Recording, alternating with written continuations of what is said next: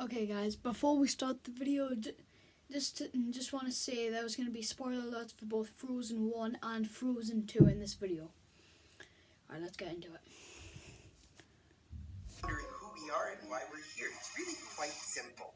It began with two sisters, one born with magical powers, one born powerless. Their love of snowmen, infinite. I don't know, Twilight! Glass! Oh! Mama, Papa, help! Slap! Doors shutting everywhere! Sisters torn apart! Well, at least they have their parents. Their parents are dead. Oh, hi, Amana. Oh, Marionette, I just read. How's this gonna blow? Snow! Snow! Magic pulses through my snowflakes. I live. Ice Palace for one. Ice Palace for one. Get out, Anna. My heart. Oh my goodness. Only an act of true love can save you. Here's a true love's kiss. You're not worth it. Guess what? I'm the bad guy. What? And Anna freezes to death forever. Oh, Anna. Then she unfreezes.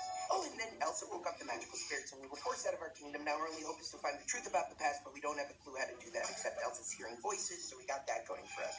Any questions? Hey guys, welcome back to 5 for a Little.